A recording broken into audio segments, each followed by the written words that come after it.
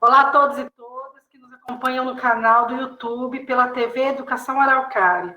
É com grande prazer que estamos aqui na data de hoje para escutar um pouquinho das palavras dessa importante profissional da educação, na qual a Rede Municipal de Ensino de Araucária hoje conta com a participação, que é a professora doutoranda Luciene Celina Cristina Mock, mais conhecida como Lu Mock, né, Lu? Hoje a professora Lu vai estar colocando um pouquinho aí do seu currículo para nós e também vai falar sobre educar para quê? Quem? A escola como ato responsivo para todas as pessoas. Então, Lu, meu muito obrigada em nome de toda a Rede Municipal de Araucária, de todos os profissionais que nos acompanham pelo nosso canal. Nós sabemos que com a sua participação aqui, vários profissionais entraram em contato conosco, né? Então, nesse momento, eu quero te desejar uma boa palestra e informar que para o pessoal de Juiz de Fora, que colocou-se também, tendo a intenção de nos assistir, que as inscrições, a formatação da nossa TV é por link. Então, quando da disponibilização desse vídeo, haverá um formulário logo abaixo no YouTube, que as profissionais vão se inscrever ali, fazer algumas questões de um formulário, e com isso haverá certificação de participação aí da nossa palestra. Nós temos aqui também hoje a Vlad e a Simone, que está com toda essa questão da interpretação de Libras aí para nós, que vai estar conosco, contribuindo e auxiliando nesse processo de formação continuada para os nossos profissionais. Destacando também que essa é a nossa primeira formação para a rede municipal, diretamente para os professores e educadores. Então, com você, Lu, um grande abraço e fique com a gente. Oi, Adriana, boa tarde, tudo bem? Muito bom falar com você. Agradecer, né, por esse convite, estou muito feliz e honrada em poder trabalhar com vocês, poder estar em contato com a Secretaria de Educação, com todas as funcionárias e funcionários, né, da Secretaria de Educação do município de Araucária. Muito obrigada, Adriana, eu admiro o seu trabalho, você sabe disso, e o meu agradecimento através de você, eu gostaria que você estendesse a todas e todos os profissionais que trabalham, né, na Secretaria Municipal de Educação, tá, em Araucária. Muito obrigada por essa oportunidade. É sempre uma gratidão poder falar sobre educação e sobre educar, né, que não é um ato só das professoras e dos professores, como a gente vai conversar hoje. Obrigada, viu, Lu? E como é a nossa primeira formação, a gente ainda está nessa organização de ir e vir, né? Então, a palavra é toda sua e volto a destacar, a gratidão é nossa, tá bom? Então, uma boa palestra para nós. Obrigada. Bom, vou me apresentar, né, para que vocês, quem não me conhece, conheçam um pouquinho, né, quem é essa pessoa, de onde vem, né, por que está aqui, né, nesse processo educacional, trabalhando nessa formação, ou propondo esse tema, né, de diálogo a respeito do processo de educar. Então, eu sou Luciene Mock, como a Adriana já me apresentou, eu sou doutoranda em Educação pela Universidade Federal de Juiz de Fora, sou mestra em Ciências Sociais pela Universidade Estadual de Maringá, sou formada em Pedagogia e também com uma segunda graduação, também pela Universidade Estadual de Maringá, em Artes Cênicas, licenciatura para o teatro, sou especialista em Educação Especial, atualmente participo do grupo de pesquisa da UFJF, chamado LINF, para quem tiver interesse, que é um grupo que discute sobre linguagens, infâncias e a mediação da leitura na formação de leitoras e de leitores. Mas de tudo isso que eu falo, nada é mais importante do que eu vou me apresentar agora, né? Eu sou professora da educação básica, então de nada adiantaria doutorado e toda essa qualificação, esse Lattes, se não fosse, né, a minha experiência prática cotidiana do contexto da sala de aula. Então, o que mais me faz e me forma enquanto profissional é a minha experiência prática né, do dia a dia em sala de aula. Eu sempre conto que, apesar de ter essa carinha nova, né, brincadeira, né, eu já sou praticamente uma senhora, mas depois dos 40, né, eu me sinto um pouco mais jovem, né, não vou negar isso, mas eu tive uma grande sorte na minha profissão, que eu passei por todas as etapas da educação. Então, já fui professora da educação infantil, do ensino especial, séries iniciais do ensino fundamental, séries finais, médio, e atualmente tem 11 anos que eu me dedico para altas habilidades e superdotação. Então, eu trabalho aqui em Maringá, né, pela Rede Estadual de Educação, né, e eu trabalho no Instituto de Educação já há 11 anos, com salas de recursos em altas habilidades e superdotação. Bom, então, meu convite para vocês é para que a gente converse, que a gente se proponha a pensar nesse momento, e que vocês possam depois entrar em contato comigo, né, através das redes sociais. É muito fácil me encontrar, apenas pelo meu nome, meu sobrenome. Se tiver alguma dúvida, ou algo que vocês queiram acrescentar, eu vou ficar muito feliz, porque é sempre um momento de aprender. Então, hoje, a proposta de trabalho, né, que nós estamos aqui para tal, é pensar na educação, né? Que educação é essa? Para que educação, né? Ou para que educação, ou para quem, né? Quem precisa de educação? Então, é pensar nesse contexto da escola como um ato responsivo para todas as pessoas. A escola como um lugar em que todas as pessoas ali são responsáveis. E quando eu digo todas as pessoas são responsáveis, eu estou dizendo não apenas só as professoras e professores, as gestoras, né, apenas o pessoal de apoio, mas todas as pessoas que de uma forma ou de outra estão relacionadas com a escola. Existe um pesquisador muito importante, ele se chama Alfredo Jerusalinski, e ele diz o seguinte, que nós precisamos da escola sempre, que ele lida especialmente com pessoas com transtornos mentais, e ele diz que no consultório, uma das coisas que mais aparece para as pessoas, nas pessoas, né, nos pacientes que ele atende, é que quando as pessoas com transtorno mental não podem frequentar a escola, esse é o pior para eles, porque a escola é um local que nos dá uma certa legitimidade. Então, passar pela escola nos dá, sim, uma legitimidade no campo social. O Alfredo Jerusalinski, ele diz assim, olha, o sujeito, ele pode ir à feira, frequentar a igreja do bairro, enfim, mas se ele não puder ir para a escola, né, ele não se sente um ser completamente social. Então, a gente já começa pensando nisso, né, na importância da escola. Então, eu queria pegar a palavra aprender, porque quando a gente começa a entender as palavras, eu tenho esse hábito, né? Toda vez que me vem uma palavra, eu quero entender do que essa palavra é formada, né? Então, a palavra aprender no dicionário significa adquirir conhecimento de alguma coisa ou para alguma coisa. Adquirir conhecimento através dos estudos, instruir-se, né? Aprender uma língua nova, uma técnica nova, uma ciência nova.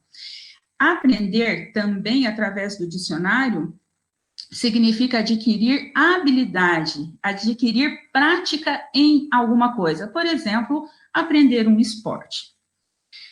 Só que aprender, nós sabemos, é um ato complexo, muito complexo, né? E eu sempre brinco que nós esquecemos de muitas coisas e de muitas complexidades que, como seres humanos, nós já passamos.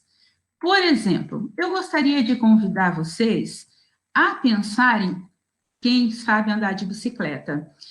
Aqueles e aquelas que sabem andar de bicicleta, como que vocês aprenderam a andar de bicicleta? Eu nunca me esqueço, na rua da minha casa, quando eu tinha uma bicicleta que tinha rodinhas, e um dia meu pai ergueu as rodinhas e falou, vai. e era uma rua de paralelepípedo, e eu caí e assim, fez um machucado enorme, né? Que eu fiquei muitos dias, inclusive, sem poder andar de bicicleta. Isso marcou o meu processo de aprender a andar de bicicleta, né? E como que a gente aprendeu a ler e a escrever, né? Segurar uma caneta, ter esse processo, é que a gente passa, rompe com coisas difíceis na nossa vida, que foram difíceis, e aí a gente esquece como que foi para nós. Então, segurar uma caneta, né, ter esse momento, esse movimento de apreensão, né, é algo extremamente complexo, e nós aprendemos, de alguma forma, nós aprendemos. Por exemplo, quem dirige, como aprendeu a dirigir? Voltar atrás na nossa história e começar a pensar em nós, em como nós aprendemos. Por exemplo, nós já fomos bebês, né? E como que nós aprendemos a falar? Como foi o nosso processo de aprender a falar? E mais ainda, como foi o nosso processo de aprender a andar, a observar o mundo, a observar as coisas, as pessoas? Então, educar, ele não é um ato exclusivo, né, da profissão das docentes e dos docentes. Educar não é um ato exclusivo da Secretaria Municipal de Educação de Araucária, porque a gente educa quando a gente está no ponto de ônibus, porque nós educamos quando estamos em casa, porque nós educamos em todos os lugares. Sempre, para todas as coisas, a educação está presente. Então, eu volto no dicionário, nós vimos a palavra aprender, e agora eu venho para a palavra educar. Então, a palavra educar no dicionário diz o seguinte, que é dar a alguém todos os cuidados necessários ao pleno desenvolvimento da sua personalidade. É transmitir saber a alguém, é dar sentido a alguma coisa, é instruir. Educar, por exemplo, pode ser um ato de fazer o nosso animalzinho de estimação saber onde ele vai comer, onde ele vai deitar, né? Educar significa também aclimar, adaptar-se às situações, né? Então, quando eu pergunto e quando eu falo, olha, nós já fomos um bebê, e aqui eu queria fazer uma observação importante para todas nós e todos nós, é que se hoje somos pessoas profissionais, se hoje damos conta da nossa vida, se hoje nós temos, de alguma forma, uma relação com o mundo, é porque alguém, quando nós éramos bebês, deram para nós um contorno. Mas o que é isso, Luciene? Dar um contorno ao ser humano? Sim, isso é psicanálise, isso é ciência, né? Então, para eu estar aqui com vocês hoje, podendo pensar, estudar um material, colocar uma proposta de trabalho, né, e fazer essa relação que nós estamos tendo hoje, né, esse diálogo, alguém, quando eu era um bebê, me deu condições de existência. Como que um filhote, por exemplo, nasce um animal, né? Vamos pegar um bezerrinho. Como o bezerro nasce? Quando o bezerro nasce, automaticamente ele já firma suas perninhas e já sai andando, não é isso? Então, os animais têm uma capacidade, ao nascer, de sobrevivência superior ao extremo do que nós, seres humanos. Quando um bebezinho nasce, e lembrando, eu quero voltar sempre nisso, porque hoje que eu nem chamo de formação, né, mas eu chamo de conversa, é pensarmos em nós, né, porque a educação, ela passa, é igual o Vygotsky que nos ensinou, é de dentro para fora e nunca de fora para dentro. Então, se o bebê nasce e a gente pega o bebê e coloca o bebê sentado, deitado, né, o bebê não vai ficar sentado, deitado, coloca o bebê em algum lugar e deixa aquele bebê ali, e não se faz um carinho, um toque de pele, não se oferece a esse bebê os cuidados iniciais, esse bebê morre. não tem chance nenhuma de sobrevivência. Então, se nós estamos aqui hoje, e eu estou muito feliz, né, porque tem as profissionais que estão fazendo a tradução em Libras, então, se nós estamos aqui, as profissionais que eu estou vendo aqui fazendo a tradução em Libras, né, é porque alguém deu contorno para nós, né, alguém foi lá e deu contorno para a Simone, quando a Simone nasceu, né? E esse contorno, que é esse carinho, esse cuidado, esse afeto, essa relação, que faz, que nos torna possíveis de sermos seres humanos e nos relacionarmos com as outras pessoas, tá? Bom, continuando, do latim, a palavra educar significa criar. Então, criar uma criança, como eu estou dizendo, cuidar, instruir, ensinar pessoas. Nós sempre ensinamos as pessoas, mesmo em silêncio. Se tem uma coisa que fala, é o silêncio. Até mesmo o silêncio. A nossa postura de negação diante da vida e das coisas, o tempo todo nós estamos comunicando algo a alguém. Então, ensinar, né, as pessoas está no nosso cotidiano o tempo todo. Todo mundo ensina. Pessoas ensinam pessoas de modos diferentes, mas sempre ensinam. Então, nós sempre vamos ensinar de formas inúmeras, distintas, mas sempre estaremos ensinando alguma coisa. Pensando no âmbito da educação escolar, os motoristas, né, do ônibus escolar, que diariamente carregam as crianças, eles sempre ensinam alguma coisa.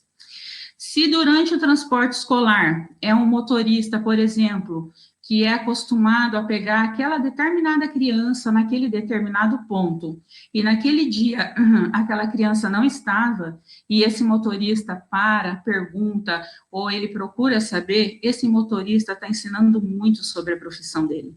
Está ensinando muito sobre o que ele pensa da profissão dele. Vocês já andaram, tiveram oportunidade, agora eu vou falar para nós, professoras, tá? Que vocês já andaram em ônibus escolares, assim, quando vai fazer um passeio, né? As crianças ficam eufóricas, né? As crianças, quando sabem que tem um passeio, né? Elas parecem que vão segurando no pulmão e vão guardando todo o ar existente no universo que elas podem, né? E aí, quando elas entram no ônibus, aí elas soltam tudo de uma vez. Então, é uma gritaria, uma cantoria. Pois é, a gente de vez em quando vivencia isso, quando fazemos passeios extracurriculares.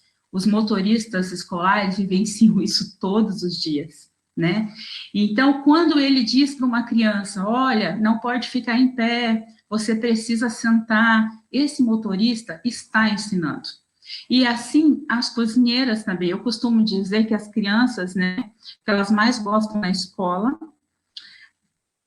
das cozinheiras. Não adianta a gente dizer, não adianta. Isso em qualquer lugar, eu não sei como é em Araucária, mas em todos os lugares que eu já tive a oportunidade de dar aula, e posso garantir a vocês que foram muitos locais, sempre é assim, né? As crianças chegam na escola, já vão perguntar o que é merenda. Lá no Instituto de Educação, por exemplo, nós temos como prática colocar, né, todo o cardápio da semana, mas mesmo assim, os adolescentes, as crianças vão lá perguntar qual é a merenda hoje, o que tem de lanche hoje, né, porque é esse prazer desse contato com as cozinheiras. Eu sempre digo que a escola, se ela tiver professores, diretoras, secretaria, a escola não funciona se não tiver equipe de apoio, né?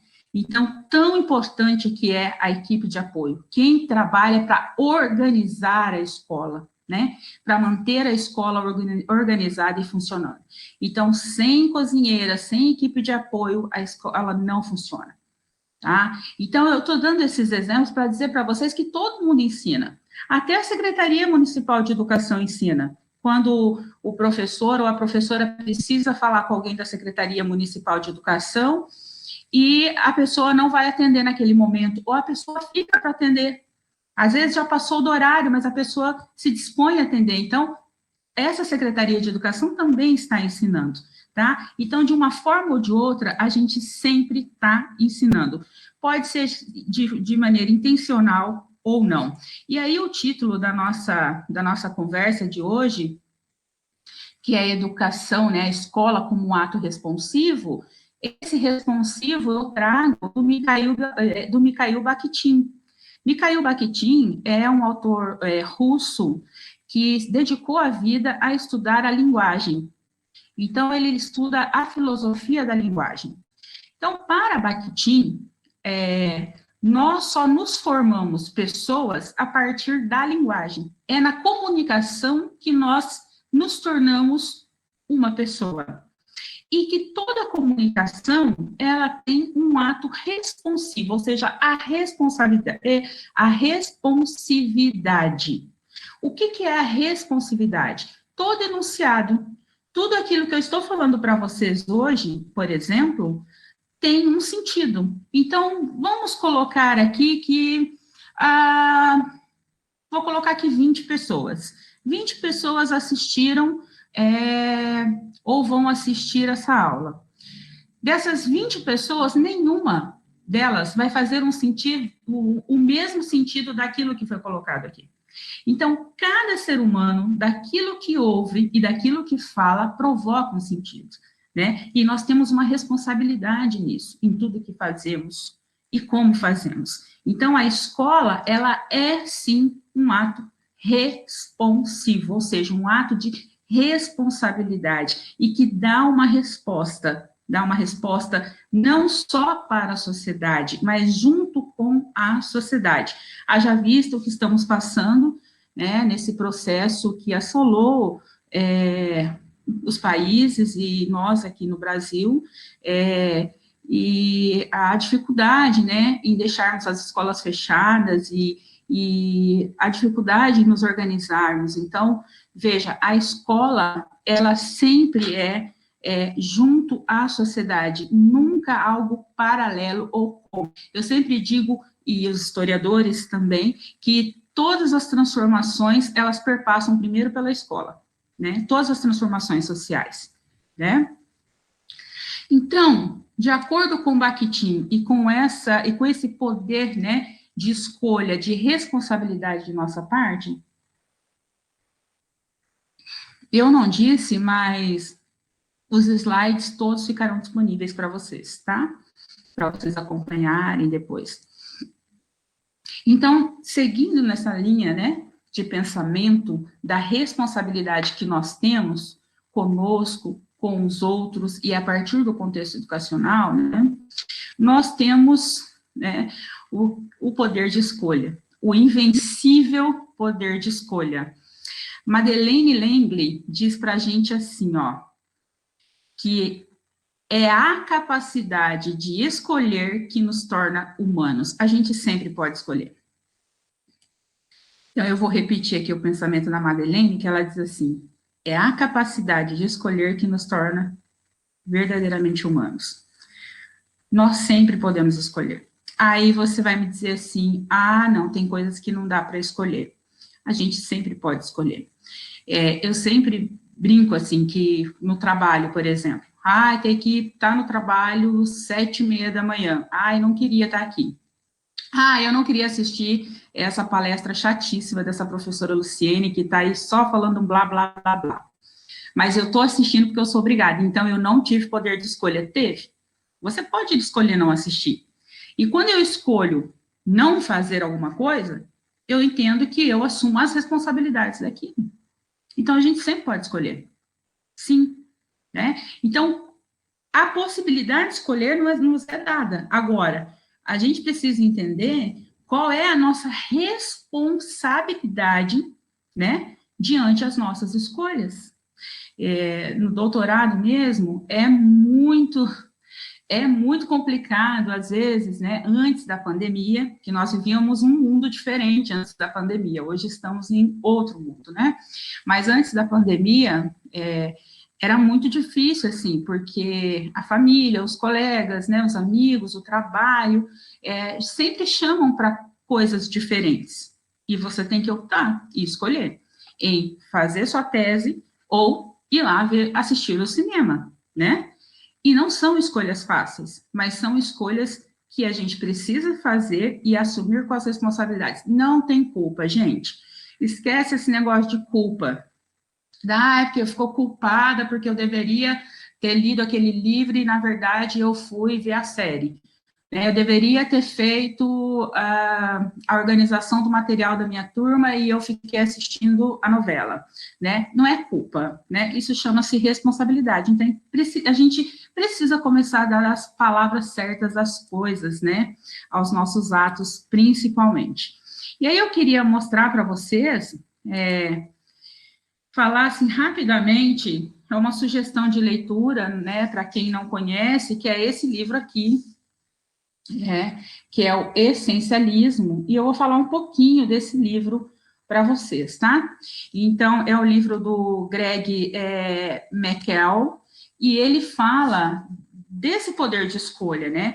O que é a vida essencialista? Não é você viver com o mínimo, mas você ter responsabilidade naquilo que você escolhe, né? Então, o essencialismo, ele é uma busca disciplinada por menos e, consequentemente, mais qualidade. Então, eu escolho não me encher de um monte de atividades e coisas para fazer ao mesmo tempo, né? Não tem como não dizer, né? A pandemia, por exemplo, agora são shows 24 horas, né? Lives 24 horas, já tem estudos dizendo o quanto que as pessoas estão já estressadas com isso, né? Então, a gente acaba enchendo de coisas a nossa vida, de afazeres, e isso nos dá menos qualidade, muitas atividades e menos qualidade. O essencialismo vai dizer menos atividades, afazeres e mais qualidade. De que forma isso é possível? Isso é possível quando a gente tem um propósito e não um fluxo. Tá todo mundo correndo e fazendo as coisas de uma forma, eu vou fazer da mesma maneira. Quando eu faço isso, eu sigo o fluxo. Tá todo mundo reclamando de tal coisa, então eu reclamo também, porque tá todo mundo reclamando, eu vou reclamar também. Eu formo fluxo. Então, nós temos que ter propósito e não seguir o fluxo. A gente precisa escolher sabendo distinguir aquilo que é essencial para a nossa vida, aquilo que nos faz bem, o que é essencial para nós, tá? E não aceitar as coisas de uma maneira reativa. Então, por exemplo, aquele cuidado que a gente precisa ter, e aí eu volto a dizer para vocês, né, que está todo mundo vivendo esse novo normal, né, então muitos dos meus exemplos aqui são antes da pandemia, e não sei como vai ser agora quando a pandemia passar, mas a gente precisa pensar, por exemplo, no sábado à noite, a sogra convidou para jantar, mas aí tinha marcado com os amigos que vocês iam lá nos amigos comer aquela pizza, mas também tinha aquele texto para terminar. E no fim você não queria ir em lugar nenhum, mas acabou falando sim para todo mundo, acaba não indo em lugar nenhum e depois se sente mal. Então, não é dizer sim para todas as coisas, mas saber escolher o que realmente, distinguir para a sua vida o que realmente é essencial. Eu sempre digo, nos slides vocês verão isso, que eu coloquei uma imagem que representa bem essa questão, eu sempre digo que é uma estrada, né? A pessoa essencialista, ela pensa numa estrada com uma encruzilhada. O caminho do essencialista, ele leva ao controle sobre as suas próprias escolhas e é de um novo nível de sucesso e significado. A pessoa essencialista, ela aproveita a viagem e não apenas o destino. Quem disse isso é o autor Greg McCall, que ele diz exatamente isso. A pessoa essencialista aproveita a viagem e não o destino. Pois bem, o que isso quer dizer como, né, na música traduzindo em miúdos? Quer dizer que quando eu escolho, né, focar toda a minha energia só na dificuldade, eu esqueço todo o processo, né? Uma das coisas, por exemplo, tirando toda a situação difícil e terrível que estamos agora vivendo, né, com a questão da economia e tudo que estamos passando, né, diante a Covid-19, é pensar, por exemplo, o quanto que a Covid veio nos lembrar do quanto é bom um abraço, do quanto é gostoso dar um abraço em alguém, do quanto é bom se reunir e estar com as pessoas. E veio também para ensinar a importância dos professores, a meu ver, né? Eu penso isso, porque eu recebo dioturnamente mães e pais me dizendo que não conseguem trabalhar com os filhos, né? Que não sabem como fazer, e também alunos dizendo que, olha, né, eu preciso de você, professora, porque não está dando certo assim. Então, a gente sempre precisa ver, diante de uma dificuldade, qual é essa trajetória, o que essa trajetória pode nos ensinar, e não pensar só no final dela, onde nós queremos chegar, né? E aí, voltando a falar das prioridades para a nossa vida, daquilo que a gente pode escolher com responsabilidade, então, se eu escolho não fazer bem feito o meu trabalho, e eu posso escolher isso, né, eu vou arcar com responsabilidades desse trabalho, né, e se eu escolho não cuidar direitinho de mim, enquanto pessoa e ser humano, eu vou arcar com isso também. E eu queria lembrar vocês que se nós não estabelecemos prioridade, alguém vai fazer isso por nós. Então, se você não estabelecer para a sua vida o que é prioridade para você, alguém vai escolher por você. Você vai ser escolhido. Não tem outra saída. Sua mãe vai escolher por você, sua esposa vai escolher por você, sua mulher, o seu marido vai escolher por você, seus filhos vão escolher, inclusive, o que você vai assistir, vão escolher por você, né? Então, se você não decide por você as escolhas, o seu chefe vai escolher por você também. Alguém sempre vai escolher por você. Por isso, tão importante e tão necessário a gente saber escolher. Bom, e para concluir um pouquinho, né, ainda falando sobre essa vida essencialista, né, então eu queria dizer para vocês o seguinte, qual é o perfil da pessoa não essencialista? Então, o não essencialista, ele sempre tem o que fazer. Nossa, tem muita coisa a fazer, meu dia está cheio, muita coisa. O essencialista, ele escolhe o que vai fazer. Primeiro, porque ele planeja o dia, né?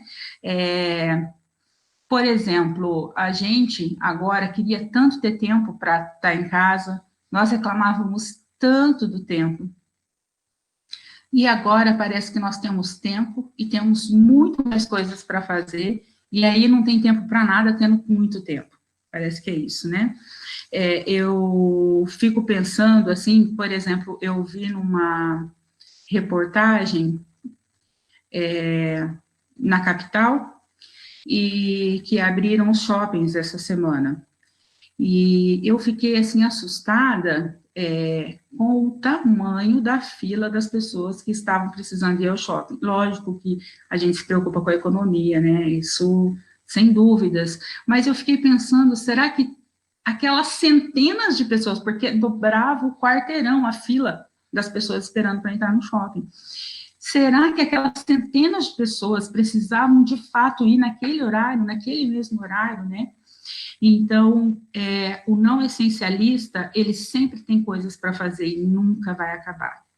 E o essencialista, ele vai escolher o que ele vai fazer. Ele vai ter prioridades. E quando você tem prioridades na sua vida, você tem domínio sobre a sua vida. O não essencialista, ele abre mão do direito de escolher. Alguém escolhe por mim. Né? Não vou ter trabalho com isso. Então, ele vai levando, igual fluxo, com a maré. O essencialista, ele tem como exercer o poder dele de escolher, né? Quando a Adriana me fez o convite, me convidou para fazer esse trabalho, né, de dialogar com vocês, eu tinha esse poder de escolher. Dizer, não, vou ter que ler material, preparar material. Não, né? Então, eu tinha esse poder de escolher. E se eu escolhi estar aqui, é porque, para mim, né, enquanto pessoa e profissional, é muito importante e é gratificante demais ter a possibilidade de fazer uma troca a respeito de um tema que nos é tão importante, que é o ato de educar, que é o conhecimento.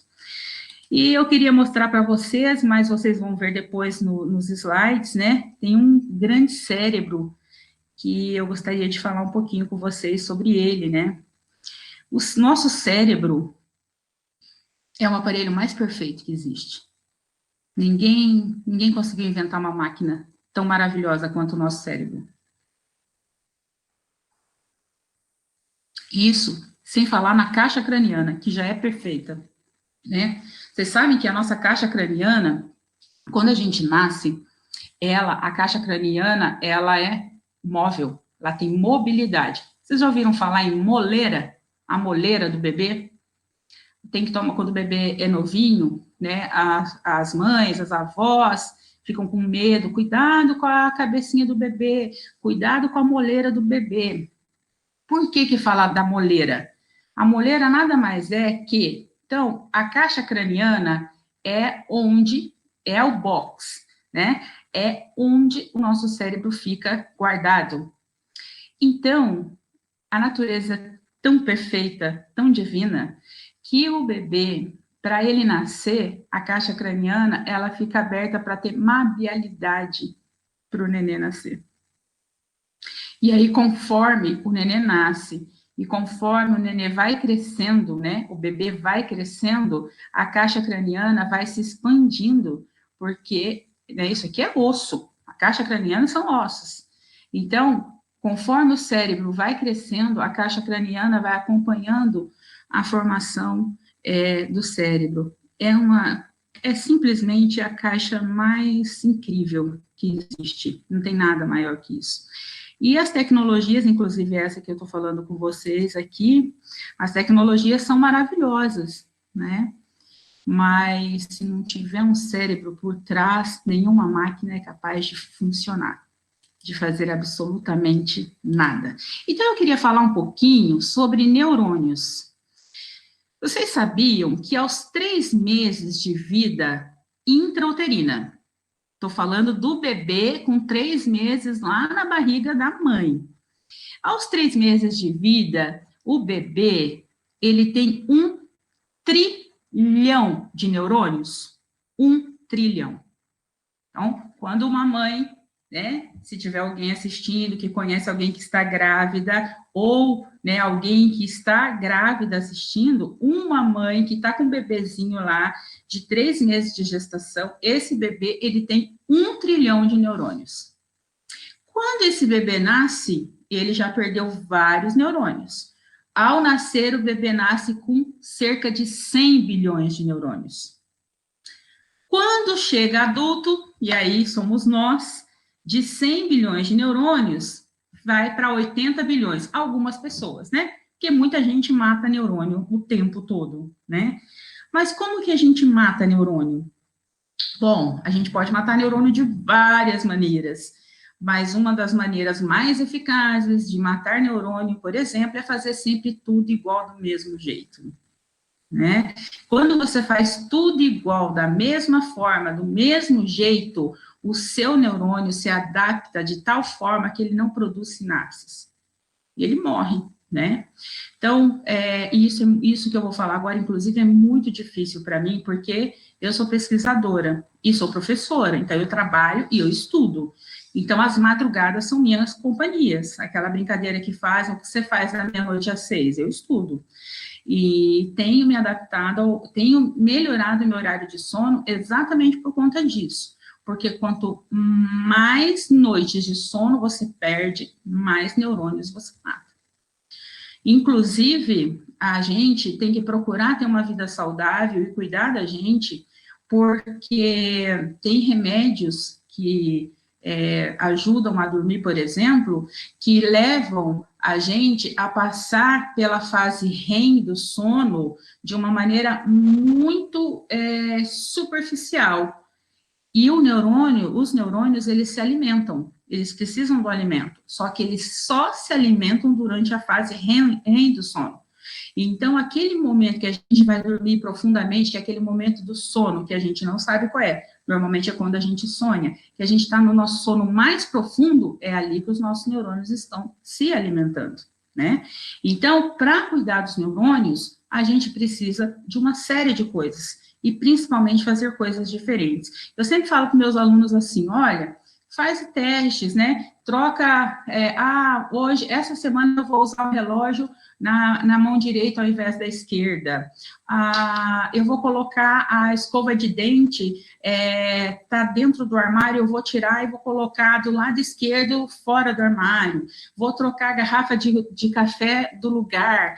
E eu digo, vou usar uma meia do avesso, mesmo que seja em casa, porque toda vez que você tiver que lembrar que a sua meia está do avesso, ou a garrafa do café está diferente, está num local diferente, você vai lá, e aí você tem que parar e pensar, poxa, onde que está? Você está colocando os seus neurônios para trabalharem. E colocar o neurônio para trabalhar é formar sinapses. E aí vem a ciência, que é maravilhosa, e a ciência nos mostrou e nos mostra, né, que antigamente nós pensávamos que quando um neurônio morria, acabava tudo. Então, se eu tenho adulto 80 bilhões de neurônios, se meus neurônios morrerem, não nascem mais. E, de fato, os neurônios não nascem mais. Você perdeu o neurônio, já era, um abraço. Agora, a ciência descobriu que os neurônios têm capacidade de fazerem a função daquele neurônio que morreu. Então, olha que bacana, né? Então, quando o neurônio morre, aquele neurônio que está do lado, ele vai fazer a função dele e a função daquele que morreu. Então, por isso é importante cuidar, né? Da forma como a nossa capacidade cognitiva pensa, cria ideias, né? Processos criativos, sentimentos bons, né? Tudo isso faz com que os nossos neurônios produzam sinapses. Não se deixe enganar. A ciência também descobriu que o Alzheimer não é genético, né? O Alzheimer, qualquer pessoa, estamos sujeitos a termos Alzheimer. E o exercício para não ter Alzheimer é o exercício cerebral. Então, não tem academia que a gente vai... Eu, como trabalho com superdotação, eu sempre falo, olha, não tem academia que a gente vai lá para exercitar os músculos? Então, a gente precisa exercitar os músculos também cerebrais, que é através da leitura, de um jogo, de uma atividade de raciocínio, procurar aprender uma língua nova, procurar fazer atividades novas, né? Isso traz para o cérebro um exercício fundamental. Esse exercício que eu estou falando, de trazer, né, para o cérebro uma ginástica, chama-se sinaptogênese. A sinaptogênese é um processo de formação de sinapses entre os neurônios do sistema nervoso central. A sinaptogênese é aquela possibilidade entre os dois neurônios que se comunicam. Então, um neurônio se comunica com o outro, formando conhecimento. Essas sinapses, para elas transcorrerem de maneira natural e qualitativa, precisa acontecer a sinaptogênese.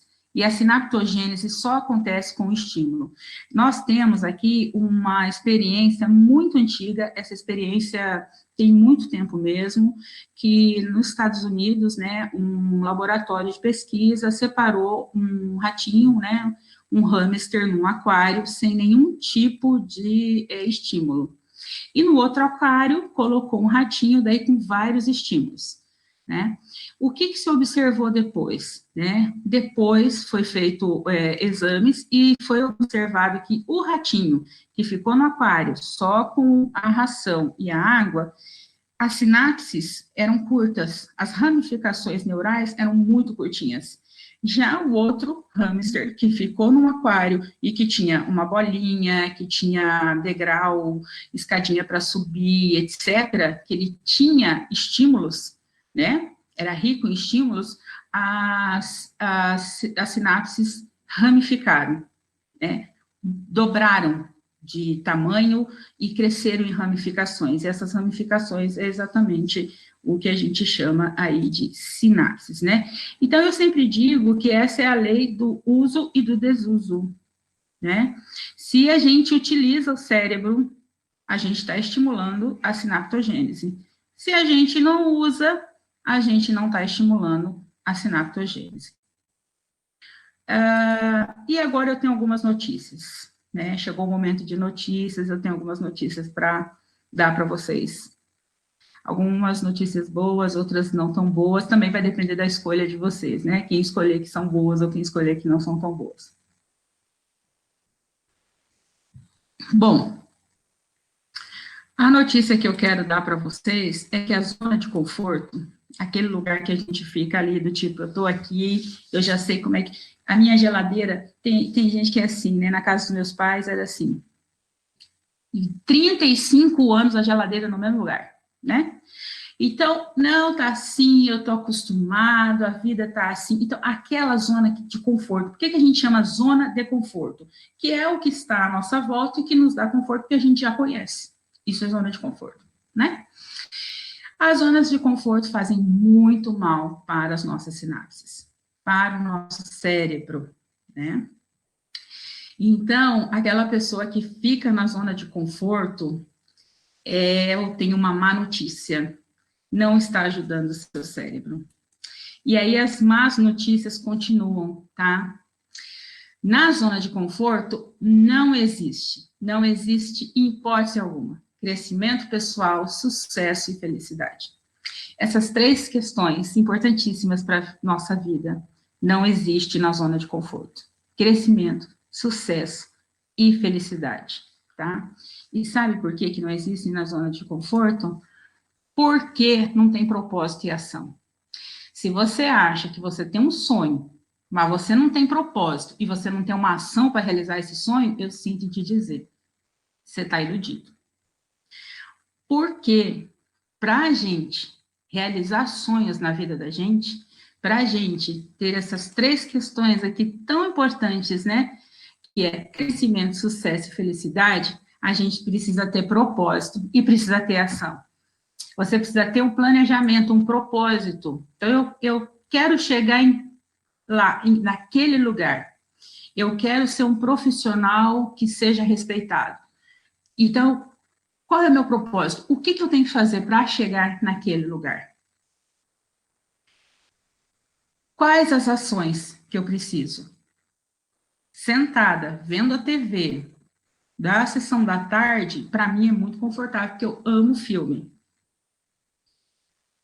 Mas isso não me ajuda a realizar meus sonhos, né? E sempre quando dizem, eu falo isso da minha profissão, eu sou professora da educação básica, sempre quando me dizem assim, professor ganha tudo mal, professor qualquer um pode escolher, eu digo, olha, não é bem assim, a minha trajetória conta que é bem diferente. Eu me considero uma professora que se realizou na profissão e se realiza diariamente, mas porque a gente precisa definir propósito para poder também ter ação, senão, não é possível. Quem tem sonho, não tem propósito, nem ação, vive iludido.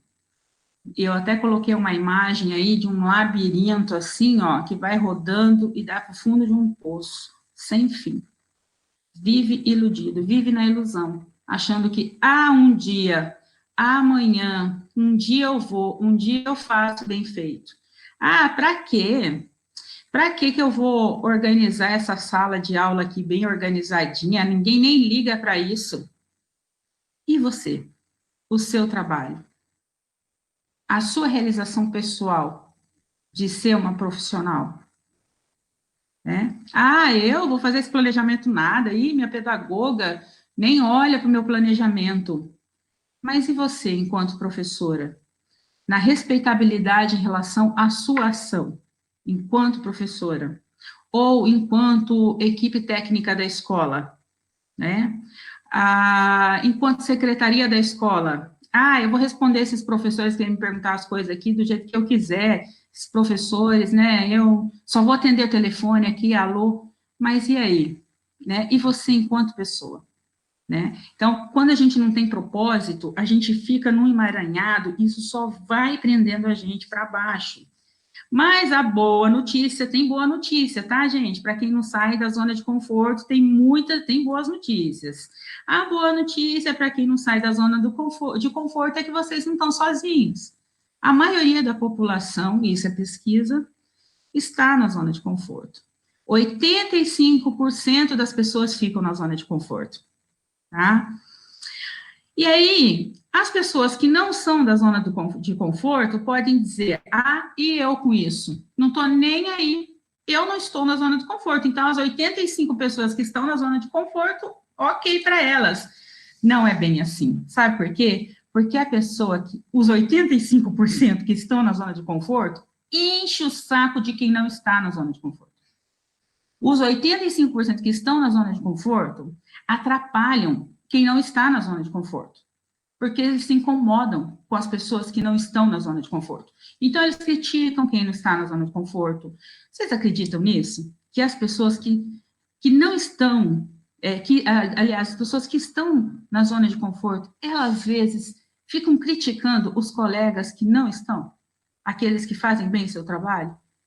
Vai fazer esse curso de novo? Para quê? Isso não vai te levar a nada. E vai se matricular lá, fazer o inglês, vai gastar dinheiro à toa. Esses 85% da população que vive ali, né, nesse processo de ilusão, agarrada à zona de conforto, atrapalha as pessoas que querem, de fato, crescer e fazerem a diferença. E muitas vezes seguram essas pessoas, de todas as formas. Como que elas seguram? Ou elas criticam o tempo todo e ficam boicotando isso, boicotando o desejo e a realização dos sonhos das pessoas que estão fora da zona de conforto, ou elas querem usufruir, isto mesmo, usufruir do trabalho e dos resultados que as pessoas que estão fora da zona de conforto produzem. Não é um absurdo isso? É um absurdo. E aí eu coloquei, né, depois vocês verão nos slides, uma luta, né, aquele cabo de aço. De um lado, quem está querendo sair da zona de conforto, e do outro, a zona de conforto segurando. Porque até aqueles que desejam sair da zona de conforto, não é fácil não, gente. Aquele que se levanta de manhã e diz assim, a partir de hoje eu tiro o meu pijama e vou ter propósito. A professora Luciene falou, eu vou ter um propósito e vou ter uma ação. Não quero mais a minha zona de conforto. Vai encontrar muita resistência dos que estão à sua volta. Não é fácil sair da zona do conforto, tá? Porque sair da zona de conforto é quebrar regras, paradigmas, é romper com uma série de questões que traz também para aquelas pessoas que não conseguem romper uma dificuldade, porque elas começam a pensar, poxa, eu também vou ter que me mexer, porque se tem um se mexendo, eu também vou ter que me mexer. Não vai dar mais para eu fazer de qualquer jeito, né? Agora, a boa notícia para quem está sempre na zona de conforto é que não tem que fazer nada, né? Quem está na zona de conforto, a única coisa que precisa fazer é aceitar o que a vida dá. Apenas isso, né? Só que é muito triste. O pior de estar na zona de conforto não é para quem está à volta, é para a própria pessoa, porque dá muito arrependimento. Eu sempre sei o que eu fiz no verão passado, ninguém precisa me dizer. Ou melhor, eu sempre sei o que eu não fiz no verão passado, ou no final de semana passado, ou ontem, ou hoje. Nós sempre sabemos que nós poderíamos ter feito melhor. Ninguém que precisa dizer para nós. Quando a gente deita no travesseiro, a nossa voz interna ecoa para nós mesmos. Nós sempre sabemos que nós não fizemos, que nós poderíamos ter feito. E esse arrependimento corrói e nos deixa muito mal, tá?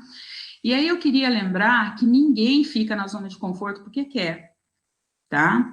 Nós, às vezes, ficamos na zona de conforto porque nós somos rotulados no passado. Alguém disse que a gente não ia dar em nada. Alguém disse que a gente não era capaz. As pessoas que ficam na zona de conforto, elas têm medo do que as outras pessoas vão dizer quando elas quiserem realizar os sonhos dela. Se vão ser desacreditadas, se vão rir ou vão dizer que elas não conseguem. Se sentem incapazes por não acreditar em você mesmo. Essa incapacidade de acreditar em si mesmo dificulta a sair da zona de conforto. Acha que a felicidade e o sucesso é só para o vizinho. Só o vizinho é capaz de ser feliz. Não, o cunhado, né, a cunhada.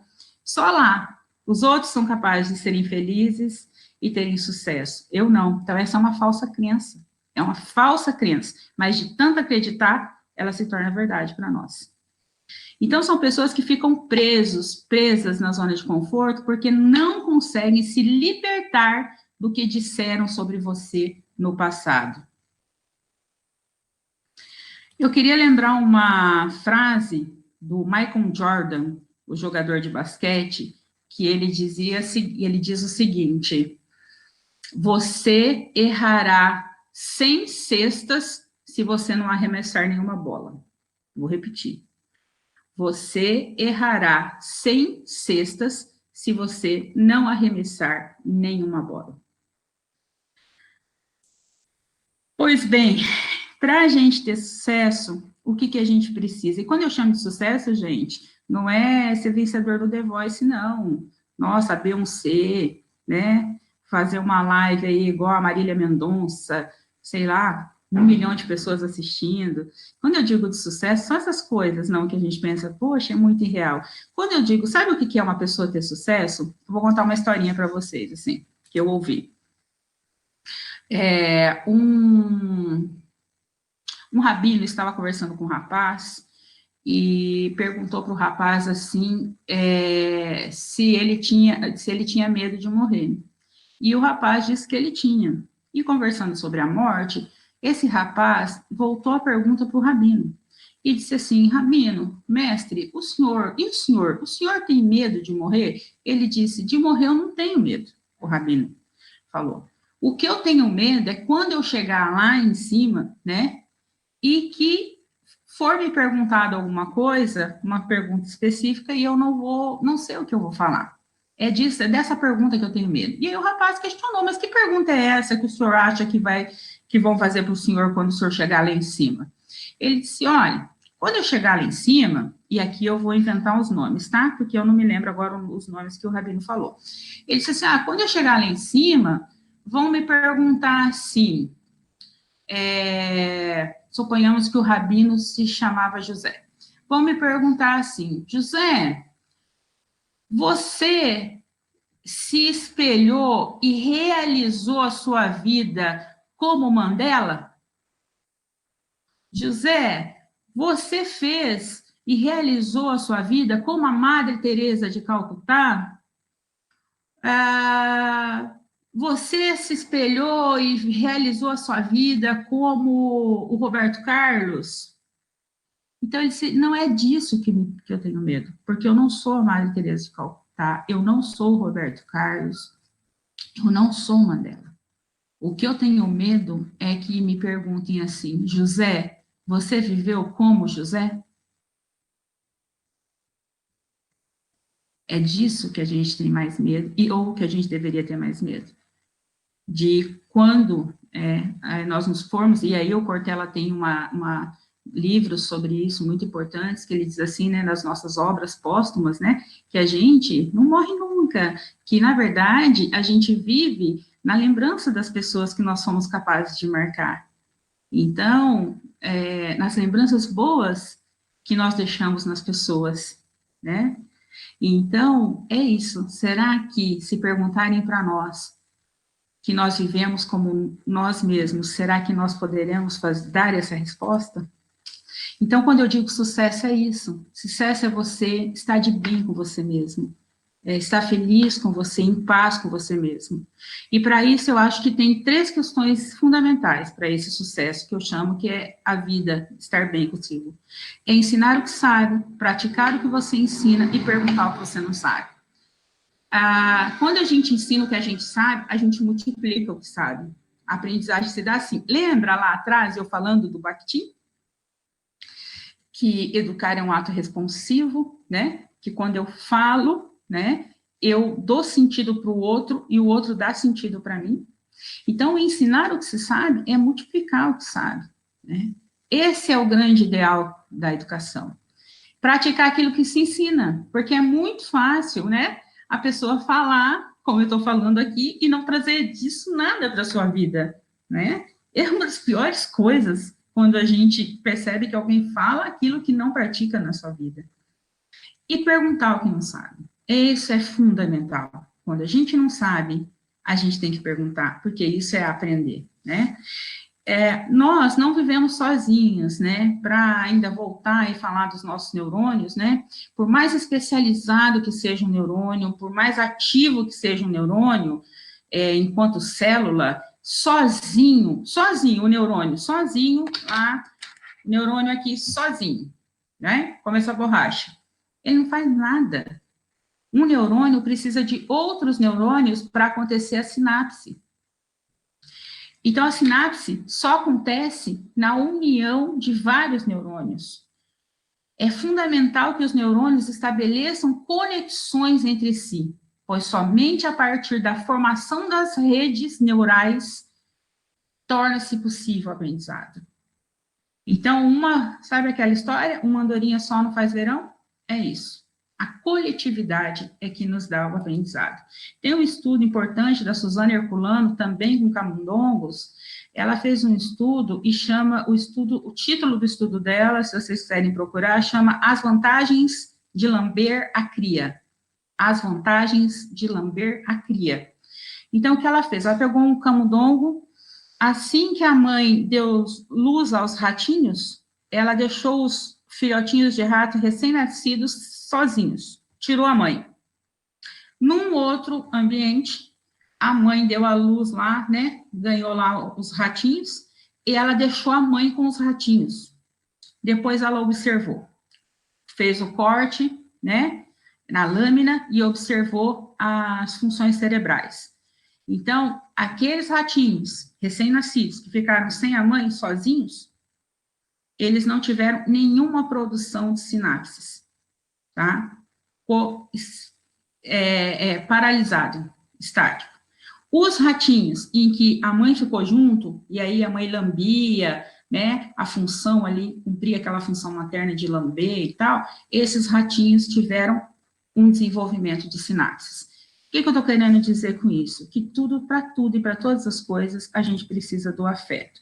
E o afeto, eu sempre digo que não é aquela coisa de, então eu sou obrigada a amar, aquele colega de trabalho que eu odeio. Eu sou obrigada a amar os alunos da sala. Não, né? Isso não é afeto. Afeto não se trata só de beijos e abraços. Afeto é tudo aquilo que te afeta. Se essa conversa que nós estamos tendo aqui está te afetando de alguma forma, ou te afetou, pode ser até pelo lado negativo, tá? Te incomodou, né? Então, pode ter certeza que teve afeto aqui. Então, afeto é a adesão por outrem, é um estado moral, pode ser bom ou pode ser mal, como eu disse, é a disposição de alma, agrado e desagrado, emoção, amizade, amor, ira, paixão, um estado limitado no tempo e qualidade essencial de uma emoção. Afeto é uma expressão qualitativa e quantitativa de energia das pulsões. A vida pulsa, né? Nós temos um pulsar. E sentir esse pulsar, né, está relacionado ao afeto. Quando você faz um trabalho que você gosta, e isso, assim, lógico, o nosso salário, a gente precisa, né, do retorno financeiro em relação à nossa força de trabalho, né, para a nossa subsistência humana.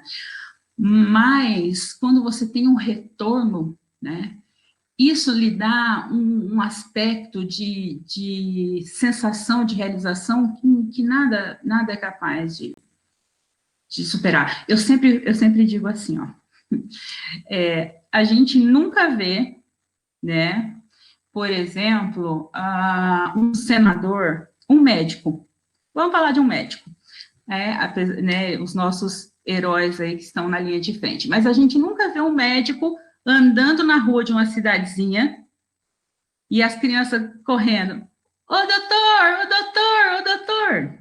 A gente também nunca vê um médico lá no supermercado comprando o seu tomate e uma criança puxando ele pela camisa e falando, oi. Mas e as professoras e os professores? Gente, não pode nem cortar o cabelo. Hã? Uma vez eu estava dando aula numa cidadezinha aqui do interior do Paraná, numa pós-graduação, e de manhã, eu estava falando sobre autismo, transtorno, crianças com comportamento opositor, porque eu também trabalho com psicose infantil, esquizofrenia, e aí uma professora até chorou no depoimento dela, dizendo que o aluno dela, assim, tudo que ele fazia, que ele era muito agressivo, ele era mal educado, enfim, ele tinha um comportamento extremamente violento e o quanto ele dava de peso e de problema para ela, assim. Daí ela desabafou, nós conversamos na turma. Aí abriu para o almoço. Quando eu dou pós-graduação em cidadezinhas pequenininhas, eu almoço junto com a turma. Então, normalmente, eu falo para elas, onde vocês vão almoçar? E a gente vai junto. E nós estávamos andando pela rua e, de repente, veio um menino, era um sábado, sujo na bicicleta, veio, aquele menino passou pertinho dele e falou, oi, pro, e acelerou a bicicleta. E aí ela começou a chorar. Ela falou, professora, é ele.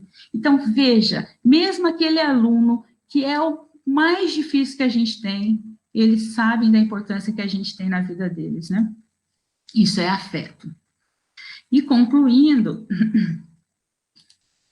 a gente precisa aprender a ser generoso, né? Quando a gente ensina o que sabe, quando a gente é capaz de olhar para um ser humano com um olhar de afeto, né? De compaixão, isso é generosidade, né? Ajudar os outros. Generosidade é essa capacidade humana de se colocar no lugar de outro, né? De outra pessoa.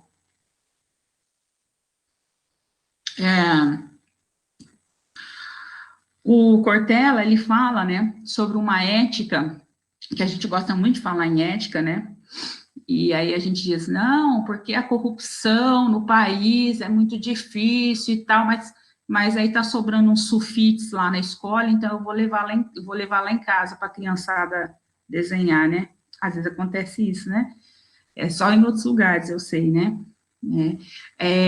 às vezes a gente fala muito que as pessoas não têm ética e não sei o que, e a gente não vê a hora de encontrar a nossa colega para contar aquela fofoca, né?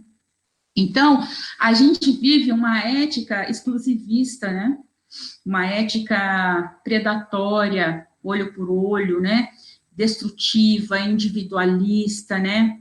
Cada um por si, Deus por todos, né? Eu violento em nome de Deus, né? Tem umas coisas loucas, o mundo tá meio estranho, né? E aí o Mahatma Gandhi, ele dizia o seguinte, olho por olho e uma hora acabaremos todos sem enxergar.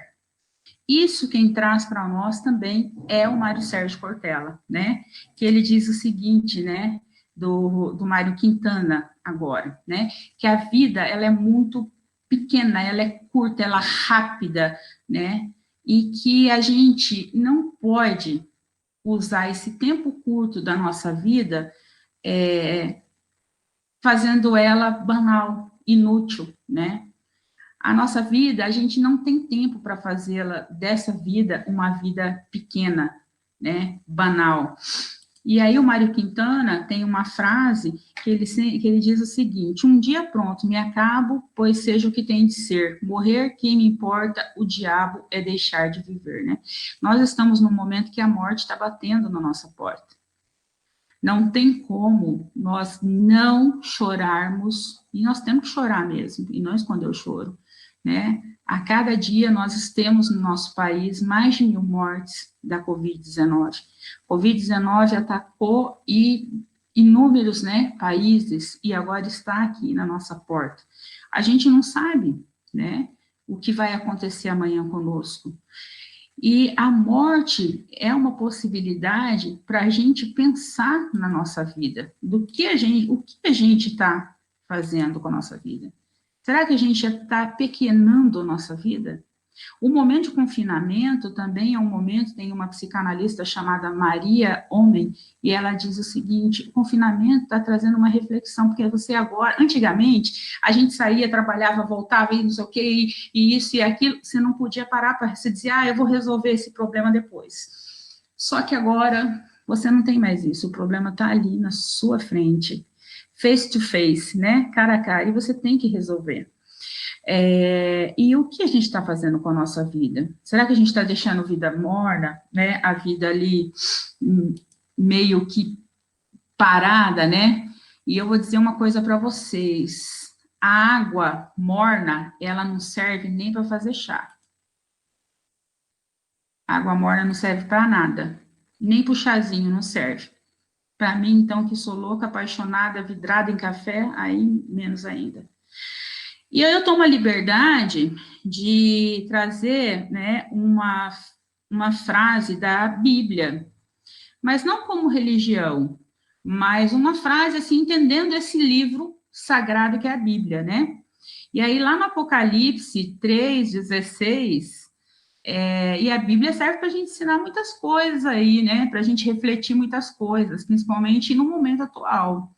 E lá nesse trecho do Apocalipse está escrito assim lá: e assim, porque és morno e não és frio, nem quente, vomitar-te-ei. Vou falar novamente.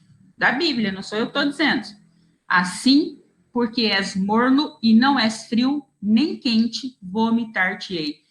Gente, olha, não dá para ser morno.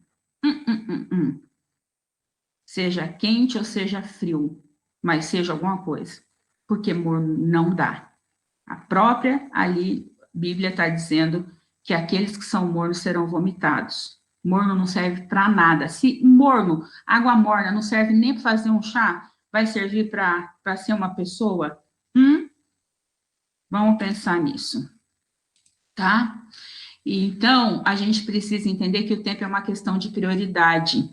Porque eu não tenho tempo para isso. Porque eu não tenho tempo para aquilo. Porque agora eu estou na pandemia, mas eu tenho que organizar o guarda-roupa, fazer a faxina na casa. Não, vou aproveitar esse tempo, vou pintar a casa inteira. Não, vou reformar aquela cozinha. Oi? Será que a gente não está fazendo uma fuga para não olhar para dentro da gente mesmo? E agora, é uma hora que eu gostaria de passar um vídeo, né, para vocês, que vocês assistissem o vídeo. É o vídeo da doutora Ana Cláudia Quintana, que é uma médica, e ela é especializada em tratar pacientes que estão no fim da vida. Então, diferente dos outros médicos, que os pacientes vão para se curar e para ficar bem, os pacientes que vão para a doutora Ana Cláudia são os pacientes que vão morrer de fato, né? Então, ela é médica intensivista e faz atendimentos paliativos, provavelmente vocês já ouviram falar dela, já viram alguma coisa dela. E o depoimento dela é sempre muito importante, especialmente agora, no momento em que a gente está vivendo, né? Como eu disse, a morte bate à nossa porta. E ela diz uma frase, assim, muito linda, que a morte ensina a viver.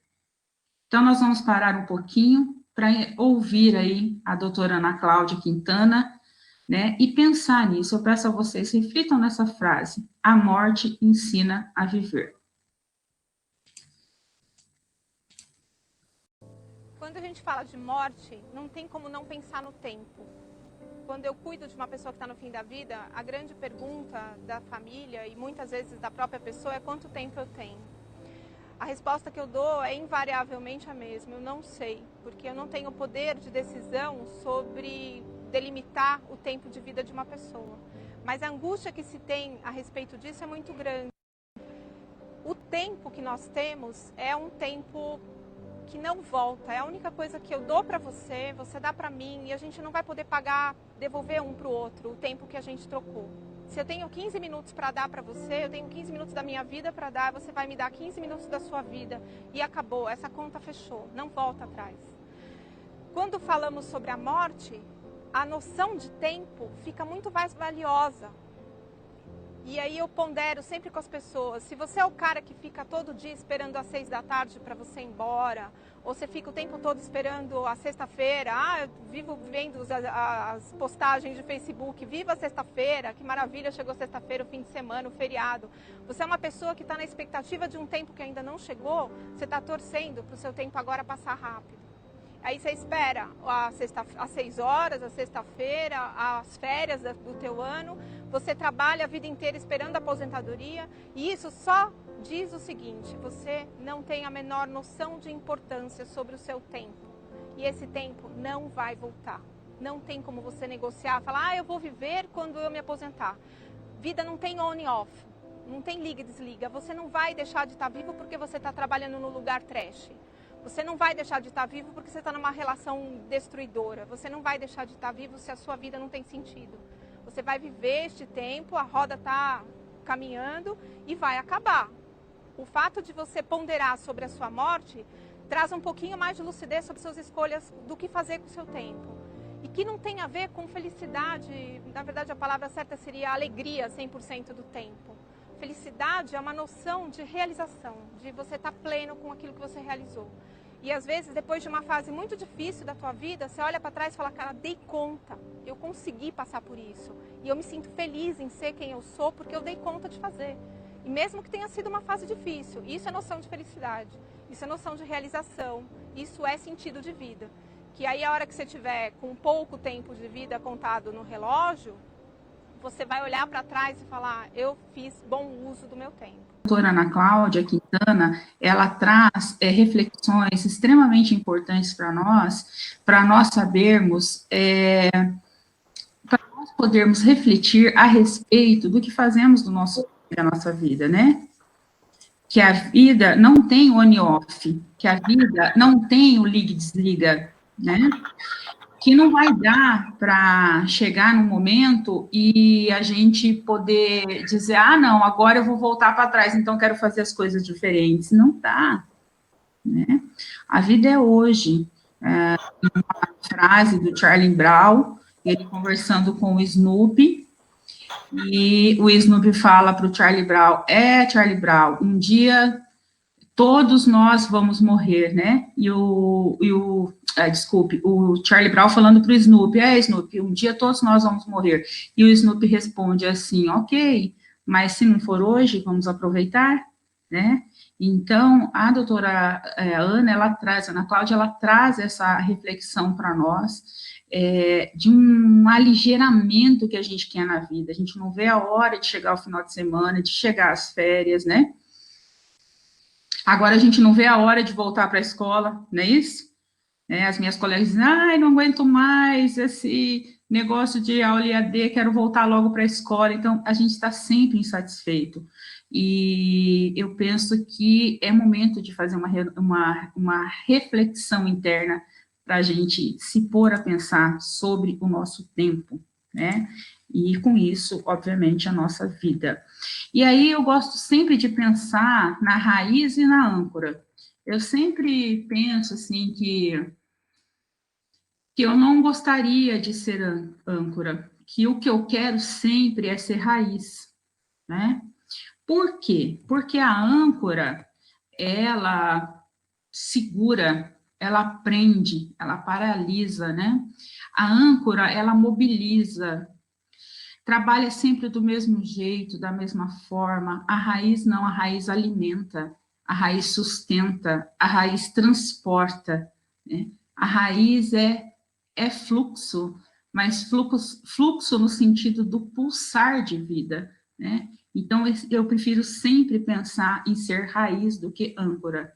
E nós precisamos ter raízes, porque a raiz é que vai alimentar a gente com coragem, porque para viver é preciso coragem. E daqui para frente, mais ainda, a coragem está sendo exigida de nós todos os dias, né, para continuarmos apesar de estarmos todos os dias aí pensando nesse inimigo invisível que, né, que nos acomete, né, e nas dores das pessoas que estão perdendo seus entes queridos, e pensar no que vai ser o amanhã. Então, a raiz, a gente precisa contar com a nossa raiz. E o que é ser raiz, assim? Raiz, lembra lá atrás, quando eu disse, por exemplo, que se você foi um bebê e hoje você é um ser humano que está aí na vida interagindo, é porque você teve alguém, a sua mãe, alguém na sua vida, né, te deu contorno, né? Então é isso, é valorizar a sua raiz, é valorizar de onde você veio, quem te alimentou, para se encher e se alimentar de coragem. Coragem de nos provocar, coragem para nos chacoalhar o tempo todo, coragem para não nos conformarmos. Façam aquele exemplo da água no copo, né? Então, você pega o copo e vai adicionando água. A água, ela toma a forma do copo, ou seja, a água se conforma com o recipiente do copo, tá? E a gente não pode se conformar com a vida, nunca, nunca podemos se conformar com a vida, nunca. Eu digo que não existe tempo, jamais. A gente só para de aprender quando já não está mais aqui. Numa palestra que eu dei no final do ano passado, eu disse assim, que eu prefiro gente, como é que é? Eu disse que eu não gostava de gente velha, eu quase apanhei, porque eles não deixaram eu terminar de falar, né? Então, é isso, né? É não ser gente velha, né? Por quê? O que é a gente velha? Gente velha é aquela pessoa, eu conheço gente velha com 15 anos de idade, fica ali no sofá, não consegue levantar. Então, isso é ser gente velha, né? E gente idosa é diferente. Gente idosa tem emoção, tem aprendizagem, está disposto a ensinar, quer falar, quer aprender, é muito diferente. Eu conheço gente jovem com 80 anos de idade e conheço gente que já é velha com 15, né? Então, gente velha não é tempo de vida, é tempo interno, do que pensa em relação à vida, se conforma com o copo, como, por exemplo, eu estava dizendo da água, né? E para terminar, eu espero que eu tenha explicado essa diferença, tá? Porque, como eu disse naquela palestra, no final do ano passado, nos deixaram terminar, quase apanhei, tá? Então, é isso, a diferença entre ser jovem e ser velho, tá? Ser velho no sentido do pensamento, né? Ah, não tenho mais tempo para aprender isso não. O que? Essa palestra, 1h30? Não, não. Vou ligar o YouTube e vou lavar a louça, né? Agora, ser jovem no sentido do buscar, do querer mais, do aprender. E para a gente terminar, depois vocês vão ter oportunidade de ver, né? Eu gosto muito do Armandinho. O Armandinho é um personagem que é um menininho que tem um cabelo azul e o animal de estimação dele preferido é um sapo, né? E então ele vive com esse sapo para baixo, para cima, andando com ele na cabeça e tudo mais. E um dia mataram o sapo do Armandinho na escola. E aí as crianças, o Armandinho está muito triste, arrasado, com a cabeça baixa, e as crianças dizem para ele assim, as crianças se justificando porque mataram o sapo, né? Ô, Armandinho, foi mal, né? Mas dizem que o sapo é venenoso. Aí o outro garotinho diz assim, e também a gente não sabia se ele era o seu amigo. E aí o Armandinho responde, ainda que ele seja venenoso, e ainda que não fosse meu amigo. Ainda que ele seja venenoso, e ainda que ele não fosse meu amigo. Bom, não há nada mais honroso do que ganhar a vida cuidando da vida de outras pessoas. Todos nós que, de uma forma ou de outra, estamos ligados à Secretaria de Educação, nós estamos ajudando a cuidar da vida das pessoas, de outras pessoas. Se cuidar da nossa vida já é algo grandioso, cuidar da vida de outras pessoas é, então, algo de muita, muita honra mesmo. Eu queria agradecer demais e esse momento, dizer que eu estou à disposição. A Secretaria Municipal de Educação tem os meus contatos, então, se algum de vocês quiserem tirar alguma dúvida, algo que eu falei, eu peço desculpas, se algo que eu disse também não ficou muito bem explicado, está todo mundo, né, um novo aprendizado com a tecnologia, né, para mim não é diferente, é complicado, a gente está aprendendo isso, e eu estou à disposição e agradeço muito, né, a Araucária por essa oportunidade. Obrigada. Lu, nós que agradecemos. Tudo bem, tá? Nós que agradecemos essa tarde, essa sua disponibilidade em estar aqui nos auxiliando a aprender um pouquinho mais, um pouquinho sobre o cérebro, um pouquinho sobre o nosso fazer enquanto profissional, independente da profissão na qual estamos exercendo, desde uma merendeira, um profissional de apoio, motorista, a maneira com que a gente lidar com a aprendizagem, que a todo momento está proposta no nosso cotidiano, né?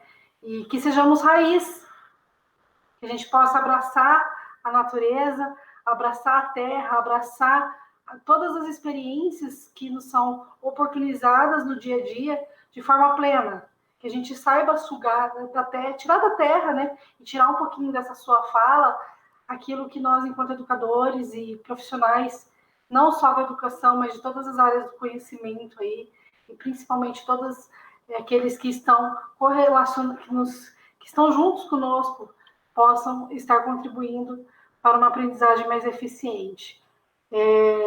Seus slides estão maravilhosos, vou colocá-los à disposição de toda a rede municipal também aqui conosco, e volto a destacar que essa formação é uma formação que está sendo aí gravada e será apresentada na próxima sexta-feira, e os profissionais que tiverem interesse para compartilhar, para que tenham também sua certificação, é só preencher o formulário que estará logo abaixo do link, um link, né? E com esse formulário preenchido, esses profissionais também terão a certificação. Então, mais uma vez, de coração, a nossa gratidão a toda a sua família, que eu tenho muito carinho também, aos seus pares, e que nós aqui na rede de Araucária queremos te receber pessoalmente também, né? Vai ser uma grande satisfação tê-la aqui conosco. Então, muito obrigada e até a próxima, né? Obrigada às meninas também que fizeram a nossa interpretação aí em Libras, a nossa equipe aqui que está toda no bastidores, os meninos do TI, do Departamento de Articulação Pedagógica também, né? A nossa diretora Jo, que está aqui comigo, acompanhando, e o pessoal das equipes de ensino, está dando todo esse suporte para a nossa formação, que ela tenha sucesso.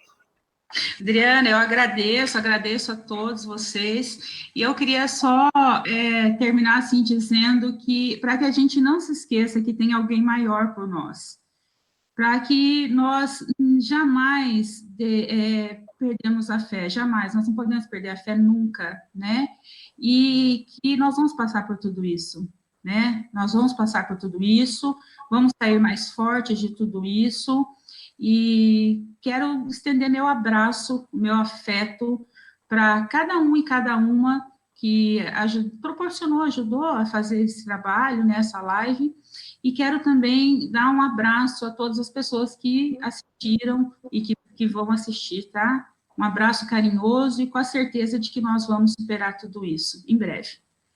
Então, tá bom. Muito obrigada, meninas. Até a próxima formação.